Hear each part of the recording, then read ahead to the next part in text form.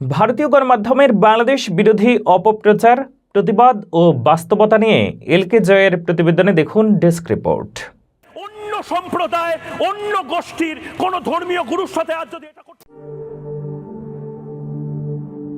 সম্প্রতি ভারতীয় গণমাধ্যম ও কিছু ধর্মান্ত রাজনৈতিক গোষ্ঠী বাংলাদেশের বিরুদ্ধে মিথ্যা ও বিভ্রান্তিকর তথ্য প্রচার করছে, যা দুই দেশের সম্পর্কের জন্য হুমকি স্বরূপ।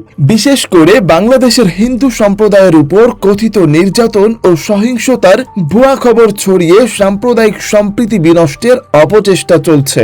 দৈনিক ইনকিলাবের এক প্রতিবেদনে উল্লেখ করা হয়েছে, ভারতীয় গণমাধ্যমগুলো বাংলাদেশের হিন্দু সম্প্রদায়ের বিরুদ্ধে সহিংসতার ভুয়া তথ্য প্রচার করছে।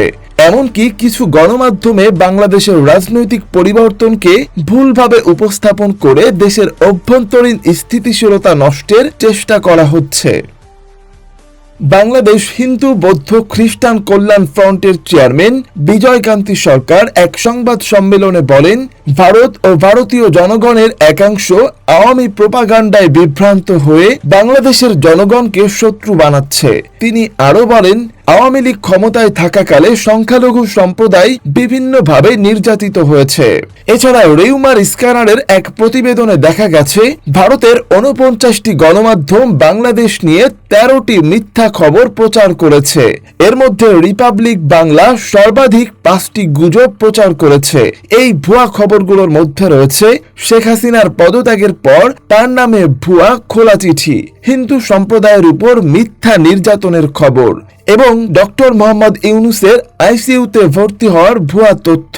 এ ধরনের অপপ্রচার শুধু বাংলাদেশের অভ্যন্তরীণ স্থিতিশীলতা নষ্ট করে না, বরং দুই দেশের বন্ধুত্বপূর্ণ সম্পর্কের জন্য হুমকি স্বরূপ। তাই ভারতীয় গণমাধ্যমের উচিত দায়িত্বশীল সাংবাদিকতার চর্চা করা এবং ভুয়া ও বিভ্রান্তিকর তথ্য প্রচার থেকে বিরত থাকা। বাংলাদেশের জনগণ এই ধরনের অপপ্রচারের বিরুদ্ধে সোচ্চার এবং দেশের সার্বভৌমত্ব ও সম্মান রক্ষায় প্রতিজ্ঞাবদ্ধ।